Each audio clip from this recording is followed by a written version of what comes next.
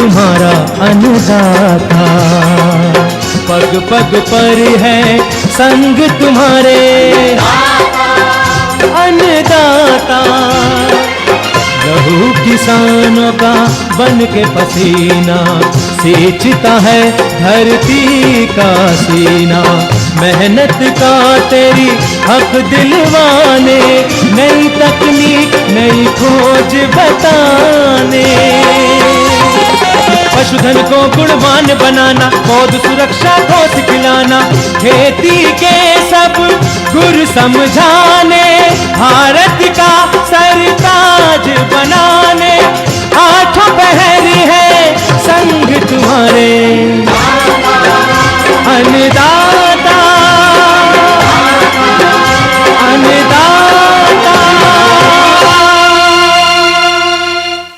नमस्कार, मैं विभा उपाध्याय आप सभी दर्शकों का अन्नदाता कार्यक्रम में स्वागत करती हूं। किसान बेहद परिश्रमी होते हैं।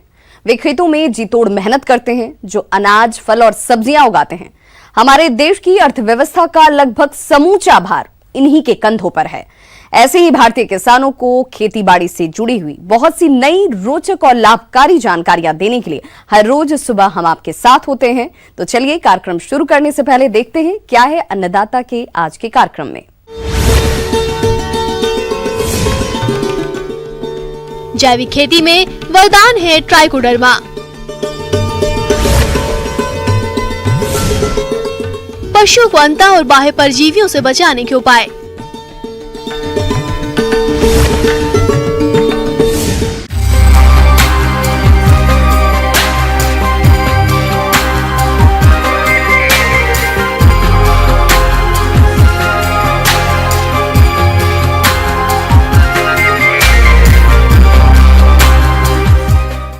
फसलों में रोगों का प्रकोप होता रहता है, जिनके नियंत्रण के लिए किसान विभिन्न दवाओं का प्रयोग करते हैं।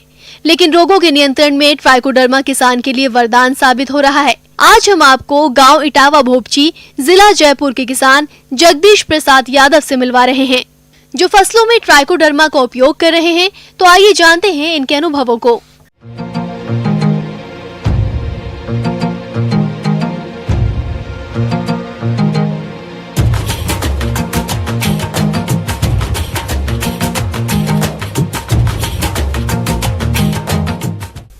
वर्तमान समय में आधुनिक खेती की तरफ किसानों का रुझान बढ़ रहा है दिनों दिन। तो आधुनिक खेती का मतलब एक तो प्रोडक्शन ज़्यादा होने के साथ साथ में एक प्रोडक्शन शुद्ध भी होना चाहिए, जो इंसानों के लिए खाने में किसी तरह का रासायनिक दुष्प्रभाव न करे। तो इसलिए आधुनिक खेती में एक जैविक जो कल्चर होते हैं उनका महत्व दिनों दिन बढ़ता जा रहा है। किसान भाई फसलों में रोगों के नियंत्रण के लिए रासायनिक दवाओं का अंधाधुंध इस्तेमाल कर रहे हैं, जिससे उपज की क्वालिटी तो खराब हो ही रही है, साथ ही साथ इन रोगों के नियंत्रण पर दवाओं का खर्च भी अधिक लगता है। इन सब से बचने का सबसे सस्ता और अच्छा उपाय है कि आप फसलों को रोगों से बचाने के लिए ट्राइकोडर्मा का प्रयोग करें। किसान भाइयों, ट्राइकोडर्मा एक जैविक फफूंद है जो मृदा जनित रोगों को रोकता है। इसका प्रयोग कई फसलों में कर सकते हैं, जैसे दलहन, तिलहन, कपास, सब्जियां, टमाटर, बैंगन, मिर्च, केला, राजमा, गोभी, मटर, सूरजमुखी इत्यादि। ये ट्राइकोडर्मा का होता है जो मुख्य रूप से फफूंदीनाशक के रूप में किसान उसको काम में लेते हैं।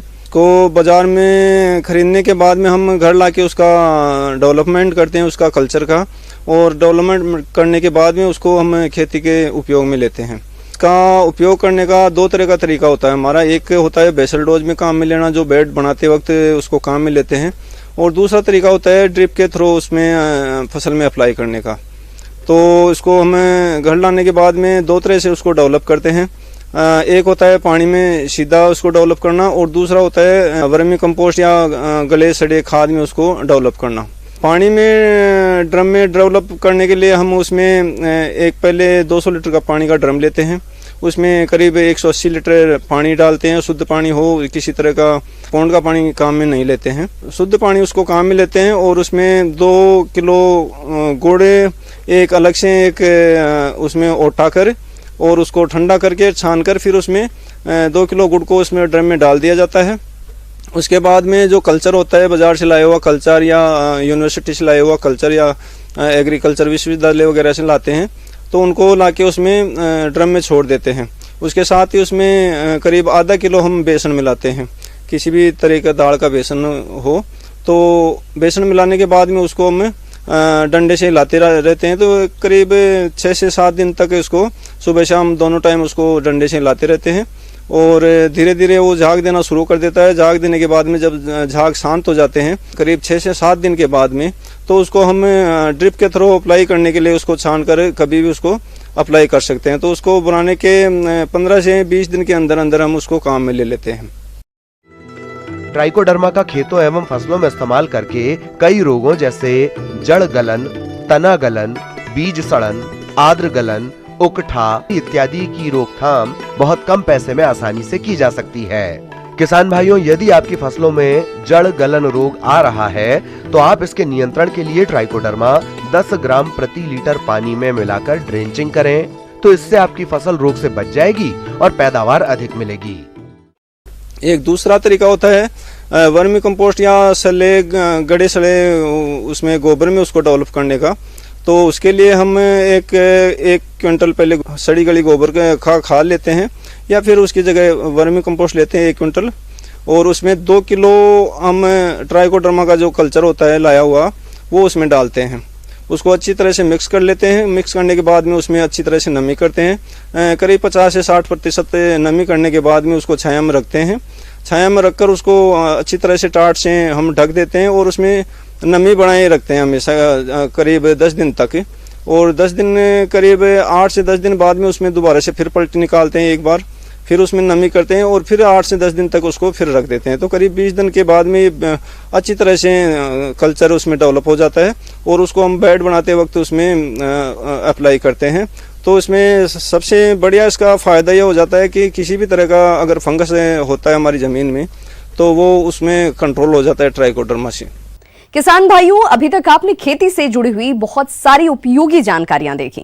अब लेते हैं एक छोटा सा ब्रेक, जल्द लौटेंगे और कार्यक्रम में आगे भी है खेतीबाड़ी से जुड़ी हुई बेहद महत्वपूर्ण जानकारियां, तो बने रहिए हमारे साथ। ब्रेक के बाद आप सभी दर्शकों का अन्नदाता में एक बार फिर से स्वागत है। चलिए रुक करते हैं अपनी अगली कड़ी की ओर।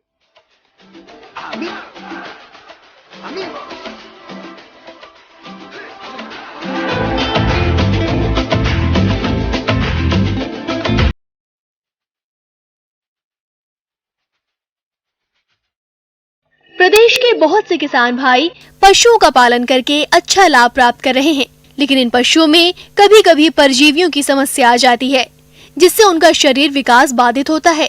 तो कैसे बचाएं इन परजीवियों से पशुओं को, इस विषय पर अपने सुझाव दे रहे हैं डॉक्टर नरेंद्र रघुवंशी।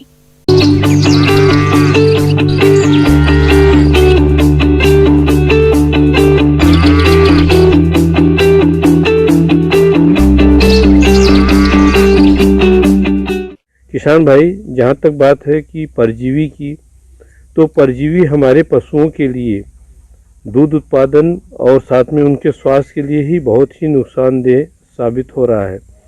तो किसान भाई, हमारे जो भी हम पशु रख रहे हैं दूध उत्पादन की दृष्टि से, चाहे गाय हो या भैंस हो, तो उनमें हम इन परजीवियों के प्रकोप से बचाने के लिए सबसे पहले हम परजीवी जो होते हैं 2 प्रकार के होते हैं। पहला होता है अंतः परजीवी और दूसरा होता है बाह्य परजीवी। तो हमारा जो बाह्य परजीवी है, जिसमें हमारे जू, किलनी, मक्खी, मच्छर, पिस्सू इत्यादि ये हमारे बाह्य परजीवी हैं, जो हमारे पशुओं को काफ़ी प्रभावित करती हैं उनके रोग बीमारियां फैलाने में, साथ ही दूध उत्पादन में। पशुपालक भाइयों, परजीवी पशुओं का खून चूसकर इन्हें कमजोर बना देते हैं और पशुपालक समझ ही नहीं पाते हैं कि पशु खाते पीते भी कमजोर क्यों हो रहा है, और इसका सीधा प्रभाव पशु के दुग्ध उत्पादन पर पड़ता है। और यदि बछड़े और बछड़ियां हैं तो इनकी वृद्धि एवं विकास रुक जाता है। इतना ही नहीं, पशु विभिन्न प्रकार के रोगों की चपेट में आ जाते हैं, जिससे ये व्यवसाय घाटे में चला जाता है। तो बाह्य परजीवी जो हमारे, जिसमें किलनी सबसे ज़्यादा प्रभावी होता है, ये करते क्या है कि उनके अंडे जो होते हैं, जो एडल्ट हो जाते हैं, वयस्क हो जाते हैं, वो वयस्क जहाँ पे पशुशाला है उसके दरार है या जो दरवाजे खिड़कियाँ जहाँ पे कोने में है, ये वहाँ पे जाकर के उसके बच्चे जो होते हैं अंडा देने के बाद ये अंडे से जो बच्चे निकलते हैं वो चिपक जाते हैं जाके, फिर ये दूसरे पशु में जाकर के चिपक करके फिर ये अपने जीवन जो चक्र है पूरा करते हैं। किलनी करता क्या है कि ये हमारे जानवर के शरीर में ये चिपक जाता है और ये बीमार जानवर से ये स्वस्थ जानवर में उनके खून के माध्यम से बीमारियों को फैलाता है। तो ये अंडे के लार्वे जो जाकर के जो हमारे छुपे होते हैं वो उनके हम चूने का या जो भी हमारे डिसइंफेक्टेंट है उनका प्रयोग करके इनको डिस्ट्रॉय करना चाहिए। तो इससे वायु परजीवी से, इसके अलावा दूसरा हमारा है मक्खी और मच्छर। ये भी वाहक होते हैं, जो भी ये जहाँ हमारे गोबर इकट्ठा हुए हैं या कूड़े करकट हैं या मूत्र हैं जानवरों के गोबर है, तो ये वहाँ पर ये बहुत तेज़ी से वहाँ से फैलते हैं। वहाँ से ये उड़ करके जो हमारे बीमार जो पशु है उसके खून को ये चूसते हैं और उसके खून में जो लार्वा हमारे जो हमने बताया वायु परजीवी के हैं वो उससे फैल करके जाकर की बीमारियां, जो कि बीमारी सबसे ज़्यादा सर्रा बीमारी आज के किसानों को भाई समस्या होती है कि यह पता नहीं चलता जानवर 24 घंटे खूंटे में ही बंधा और सुबह आपको मृत दिखाई देता है। तो यह बीमारी वही खून में जो हमारे बीमार पशु के खून से ये चूस करके मक्खी मच्छर और स्वस्थ पशु में पहुंचा देते हैं। तो ये किलनी और जो जूह मच्छर है ये बहुत तेज़ी से वायु परजीवी के जो जीवाणु हैं वो हमारे स्वस्थ पशु के शरीर में पहुंचा देते हैं और ये बीमारी को फैलाते हैं। इसके अलावा हमारे जो अंतः परजीवी हैं, जो कि यह वायु परजीवी जो शरीर के बाहर होते हैं और अंतः परजीवी जो शरीर के अंदर होते हैं, उसमें भी 3 प्रकार के होते हैं। एक हमारा जो होता है कि जिसे हम लोग फीता कृमि या टैपवर्म कहते हैं, दूसरा है राउंड वर्म या जो गोल कृमि है, तीसरा है नीमेटोड्स।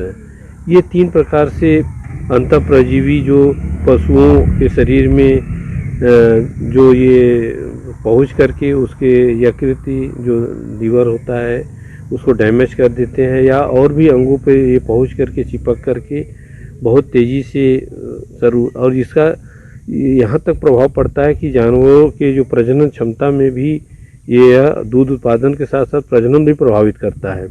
भाई ये वायु अंतः परजीवी से जो पशु हमारे प्रभावित होते हैं, तो यह प्रायः देखा जाता है कि हमारे जो पशु होते हैं, जो भी बीमार पशु होते हैं, उसके लक्षण होते हैं कि वो हमारा जो जानवर होता है वो सुस्त हो जाता है, साथ में उसके दूध उत्पादन में कमी आ जाती है और साथ ही उनके खाने पीने में अरुचि हो जाती है, या आपको लगता है कि हमारा जानवर बहुत खा रहा है लेकिन वो जो अंतः परजीवी है वो परपोषी के रूप में उसके शरीर के अंदर बैठा हुआ वो पोषक तत्व को ग्रहण करता है और वो अपना वृद्धि विकास करता है। तो देखने में तो जानवर आपको लगेगा कि स्वस्थ है लेकिन अंदर धीरे धीरे कमज़ोर हो जाता है। इसका प्रभाव पड़ता है कि वो उसकी प्रजनन क्षमता धीरे धीरे कम हो जाती है और साथ ही दूध उत्पादन भी उसका गिरता है। तो किसान भाई जो भी अपने जानवर हैं, उन जानवरों को अगर ये लक्षण दिखाई दे रहे हैं या उनको समस्या दिखाई दे रही है तो इसकी सावधानी के रूप में बचाव के उपाय पहले से कर लें। उसके लिए हमारे जो अंतः परजीवी वायु परजीवी के लिए जो दवाएं एल्बेंडाजाल, फेविंडाजाल, नीलजान जो हमारे हैं, इसके अलावा आजकल पेनाक्योर और नई जो आइवरमेक्टिन है इंजेक्शन भी आ गया है कि वायु अंतः परजीवी। तो जो भी हमारे ये जो आधुनिक दवाएं हैं जो हमारे नज़दीकी पशु चिकित्सालय वहाँ उपलब्ध हैं, या आपके जो नज़दीकी पशु चिकित्सक हैं जो डॉक्टर हैं उनसे सलाह लेकर के कि प्रत्येक 3 माह पे, अथवा अगर आपके पास उपलब्ध नहीं है या आपकी जानकारी नहीं है तो कम से कम बरसात से पहले और बरसात के बाद ज़रूर हम वायु अंतः परजीवी के, चाहे वो टैबलेट के रूप में, चाहे लिक्विड फॉर्म में या इंजेक्शन के रूप में अपने जानवरों को ज़रूर इनको दें। किसान भाइयों, इलाज से बचाव बेहतर है, तो पशुपालक अपने पशुओं को परजीवियों के प्रकोप से बचाव के लिए पशुओं को तालाब, बावड़ियों में भरा गंदा पानी नहीं पिलाएं। इसके अलावा पशु को नदी नालों के पास नहीं चराएं, क्योंकि इस गंदे पानी को पशु द्वारा पीने या नदी नालों के पास पशु को चराने से कई तरह के कीड़े पशु के पेट में चले जाते हैं। इसलिए पशुपालक भाई पशुओं को स्वच्छ एवं ताज़ा पानी पिलाएं। तो आगे आने वाली जो हमारा उत्पादन है या पशु को स्वस्थ रख सकते हैं और अनेक रोग बीमारियों वायु परजीवी या अंतर परजीवी के द्वारा जो फैलने वाली है उससे हम अपने जानवरों को बचा सकते हैं। आगे और भी है खेतीबाड़ी से जुड़ी हुई बहुत सी रोचक जानकारियां, पर यहां रुकेंगे एक छोटे से ब्रेक के लिए, जल्द होंगे हाजिर। ब्रेक के बाद एक बार फिर से आप सभी दर्शकों का अन्नदाता कार्यक्रम में स्वागत है। बढ़ते हैं अपनी अगली प्रस्तुति की ओर।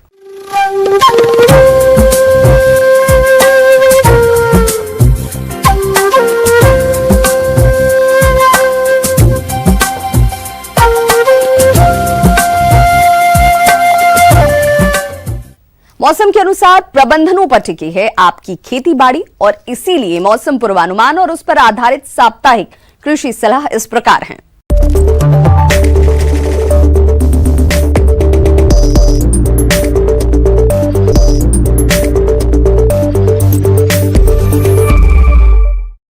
ग्रामीण कृषि मौसम सेवा, भारत मौसम विज्ञान विभाग और ICAR केंद्रीय शुष्क क्षेत्र अनुसंधान संस्थान जोधपुर राजस्थान द्वारा भेजे गए मौसम पूर्वानुमान रिपोर्ट के आधार पर किसान भाइयों को सलाह दी जाती है कि कोरोना के गंभीर फैलाव को देखते हुए किसान भाई सरकार की सलाह का सख्ती से पालन करें और स्वयं की उचित देखभाल, व्यक्तिगत स्वच्छता, मास्क का उपयोग, साबुन से उचित अंतराल पर हाथ धोना तथा एक दूसरे से सामाजिक दूरी बनाए रखने पर विशेष ध्यान दें। आने वाले 3 दिनों में आसमान में बादल छाए रहने के साथ ही बारिश होने की संभावना है। अधिकतम तापमान 37 से 38 डिग्री सेंटीग्रेड और न्यूनतम तापमान 26 से 28 डिग्री सेंटीग्रेड रहने की संभावना है। आने वाले दिनों में वर्षा होने की संभावना के कारण किसान भाई वर्षा के बाद फसलों की बुआई करें। बीजों को कवकनाशी एवं कीटनाशी से उपचार के बाद उपयुक्त जीवाणु खाद से उपचारित करें।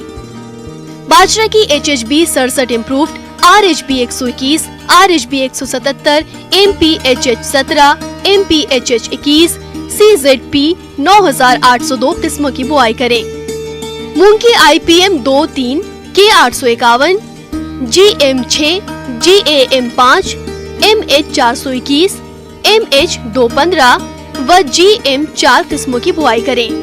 तिल की RT 46, RT 125, RT 127, RT 346 किस्मों की बुआई करें। बीज को ट्राइकोडर्मा विराइट 4 ग्राम या फिर कार्बेंडाजिम 1 ग्राम के साथ थायरम 2 ग्राम प्रति किलोग्राम बीज से उपचारित करना चाहिए। मोट की RMO 40, RMO 257, RMO 435 व CZM 2 किस्मों की बुआई करें।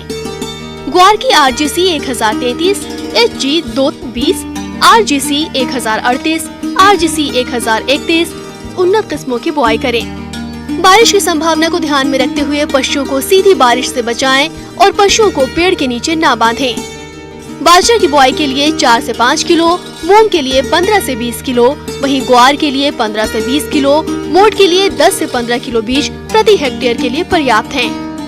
दीमक नियंत्रण के लिए बुआई करने से पहले खेत में मिथाइल पैरोथियोन 2% या फिर क्यूनाल फॉस 1.5% चूर्ण 25 किलोग्राम प्रति हेक्टेयर की दर से अंतिम जुताई के समय मिट्टी में अच्छी तरह मिला दें।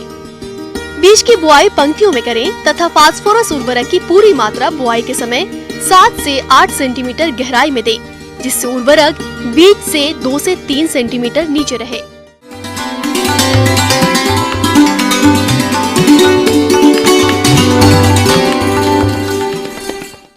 अन्नदाता हेल्पलाइन निशुल्क फोन संपर्क सेवा के माध्यम से आपके द्वारा पूछे गए प्रश्नों में से 1 या 2 महत्वपूर्ण प्रश्न को हम अपने कार्यक्रम में शामिल करते हैं और इसी के तहत आज का चयनित प्रश्न और उसका जवाब इस प्रकार है।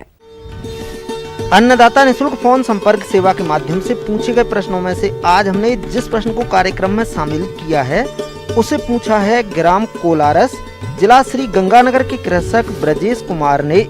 आप मुर्गियों को रोगों से बचाने के उपायों के बारे में जानकारी चाहते हैं। तो ब्रजेश कुमार जी, आपकी जानकारी के लिए प्रस्तुत है कार्यक्रम का ये अंश।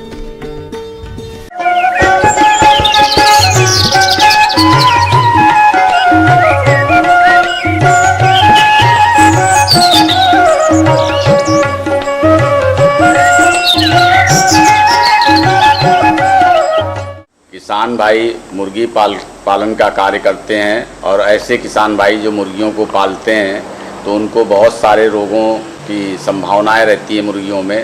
तो जो कुछ ऐसे रोग हैं जो कि मुर्गियों में फैलते हैं और मुर्गियों में रोग कैसे फैलते हैं, इसके बारे में हम विस्तार से बताएंगे। मुर्गी पालन व्यवसाय में जो सबसे बड़ी बाधा आती हैं वो हैं बीमारियां, जिससे कई बार इतना नुकसान हो जाता है कि मुर्गी पालने वालों को भारी घाटा हो जाता है। इसलिए उपचार से बेहतर बचाव सबसे अच्छा विकल्प है। रोग फैलने के तो वैसे तो बहुत से कारण हैं, लेकिन कुछ संक्रामक रोग होते हैं। संक्रामक रोग वैसे हैं जिनको हम छुआछूत का रोग कहते हैं, जो बीमार मुर्गी से स्वस्थ मुर्गी में फैल जाते हैं। और ऐसे संक्रामक रोग जो छुआछूत से फैलते हैं वो विषाणु जनित हो सकते हैं, जीवाणु जनित हो सकते हैं। तो रोग फैलने के बहुत से कारण है, जैसे मनुष्य रोग फैलाने में सबसे ज़्यादा सक्षम है। इसके अतिरिक्त जो बीमार मुर्गियां हैं वो स्वस्थ मुर्गियों को रोग फैलाती हैं। जो मुर्गी घर में जो बर्तन इस्तेमाल होते हैं, जो बिछावन इस्तेमाल होता है, या बहुत से ऐसे लोग जो देखने के लिए मुर्गियों को आते हैं, वो भी जो है ये रोग फैला सकते हैं। तो बहुत से पशु पक्षी हैं, जैसे कुत्ते हैं, नेवले हैं, चूहे हैं, ये भी रोग फैलाने में सक्षम है। और संक्रामक रोग तो एक स्थान से दूसरे स्थान पर हवा के माध्यम से भी चले जाते हैं, मक्खियों के माध्यम से चले जाते हैं।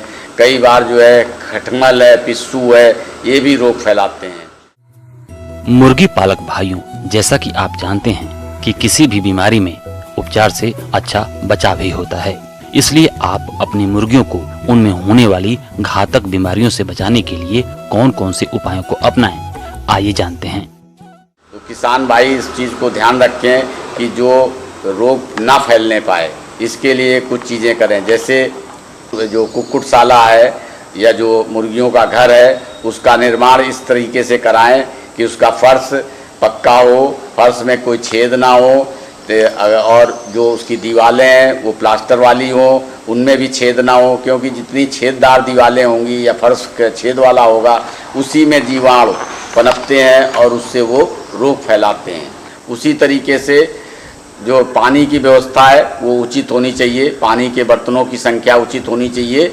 आमतौर पे 50 चूज़ों पे एक पानी का बर्तन और 50 चूज़ों पे एक दाने का बर्तन रखते हैं। उसकी ऊंचाई भी उम्र के आधार पे होनी चाहिए। जैसे जैसे चूज़ों का आयु बढ़ती जाए वैसे वैसे पानी के बर्तनों की ऊंचाई बढ़ाते जाएंगे, ताकि उनको पानी पीने में कोई दिक्कत ना हो, दाना खाने में कोई दिक्कत ना हो। जैसे कुछ लोग हैं वो मुर्गी घर को देखने के लिए आ जाते हैं, मुर्गियों को देखने के लिए आ जाते हैं। ऐसे लोगों को मुर्गी घर में नहीं आने देना चाहिए, क्योंकि ऐसे लोग हो सकता है जूते के माध्यम से, चप्पल के माध्यम से, उनके पैरों के माध्यम से, कपड़ों से रोगाणु ले आएँ और वो मुर्गी घर में बीमारी फैला दें। इसी तरीके से बहुत सी बीमारियां हैं जिनके लिए टीकाकरण का भी कार्यक्रम किया जाता है। टीकाकरण करने से बहुत सी ऐसी बीमारियां हैं जो ठीक हो जाती हैं, जैसे रानीखेत रोग है, गम्बोरो बीमारी है, कुक्कुट चेचक रोग है और मैरेक्स बीमारी है। इन सब के हम टीकाकरण करते हैं। जो मैरेक्स बीमारी है उसका टीकाकरण 1 दिन की आयु पर होता है। ये 0.2 मिलीलीटर गर्दन में लगाते हैं और ये आमतौर पर जो हेचरी या जहाँ से चूजे आप लेते हैं वहीं से लग करके आता है। फिर 6 से 7 दिन की आयु पर रानीखेत का टीका लगाते हैं। ये 1 बूंद आँख में या नाक में डालते हैं या पानी में घोल करके पिला सकते हैं। इसी के साथ इन्फेक्शियस ब्रांकाइटिस एक बीमारी होती है जिसको हम श्वसन तंत्र का रोग कहते हैं, वो भी जो है टीकाकरण कर सकते हैं। 1 दिन से 7 दिन की आयु पर इसका टीका आँख में या नाक में डाल सकते हैं या चोंच खोल करके मुंह में डाल दीजिए। फिर 10 से 12 दिन की आयु पर गम्बोरो का टीका लगाते हैं। ये भी टीका आँख में डाल सकते हैं, नाक में डाल सकते हैं या पानी में घोल करके पिला सकते हैं। फिर 28 दिन की आयु पर गम्बोरो का टीका दोबारा पिलाते हैं। इसके अतिरिक्त 6 सप्ताह की आयु पर कुक्कुट चेचक रोग के लिए टीका लगाते हैं और ये मांसपेशी में लगाया जाता है। इसकी मात्रा 0.2 मिलीलीटर है और ये अंडे देने वाली मुर्गियों में टीकाकरण करते हैं। उसके बाद 50 से 55 दिन की आयु पर रानीखेत और इन्फेक्शियस ब्रांकाइटिस का टीका पानी में घोल करके पिलाते हैं। उसके बाद 10 से 12 सप्ताह की आयु पर R2B का टीका है, जो इंजेक्शन की सहायता से 0.5 मिलीलीटर मुर्गियों को लगाया जाता है, इससे रानीखेत रोग ना फैलने पाए। इसी के साथ जो है जब अंडे देने वाली मुर्गियां होती हैं तो जब अंडा उत्पादन आने वाला हो तो 18 सप्ताह की आयु पर रानीखेत का निष्क्रिय टीका और इन्फेक्शियस ब्रोंकाइटिस का निष्क्रिय टीका लगाते हैं। इन सब टीकों को अगर लगाएंगे तो मुर्गियों में जो संक्रामक रोग हैं, जो रानीखेत रोग है, गम्बोरो रोग है, कुक्कुट चेचक रोग है और मैरेक्स की बीमारी है, ये नहीं होने पाएगी। ब्रायलर पक्षियों में आमतौर पर हम 2 ही टीके लगाते हैं। पहला टीका रानीखेत के लिए 1 से 7 दिन की आयु पर, दूसरा टीका गम्बोरो के लिए 10 से 12 दिन की आयु पर। तो किसान भाइयों से हम यही अनुरोध करेंगे कि वो अपनी मुर्गियों का टीकाकरण समय पर कराएं और अच्छा उत्पादन लें तथा उनकी मुर्गियां स्वस्थ रहें, आर्थिक रूप से वो लाभ कमाएं। किसान भाइयों, अन्नदाता आपकी सेवा के लिए संकल्परत है। कृषि संबंधित समस्या और सुझावों के लिए आप हमें इस पते पर संपर्क कर सकते हैं। प्रोड्यूसर अन्नदाता, news 18, Rajasthan, Ramoji film city, Hyderabad 501512। साथ ही आप हमें ईमेल भी कर सकते हैं। हमारा ईमेल आईडी है p18annadatarajasthan@news18.com। इसके अतिरिक्त आप हमें निःशुल्क हेल्पलाइन नंबर 180041922155 पर सोमवार से शनिवार सुबह 10 से शाम 4 बजे के बीच संपर्क भी कर सकते हैं। किसान भाइयों, अब समय हो रहा है आपसे विदा लेने का, तो हमारी अन्नदाता टीम को दीजिए इजाजत। कल फिर से होगी आपसे मुलाकात कृषि संबंधित कुछ और महत्वपूर्ण जानकारियों के साथ। नमस्कार।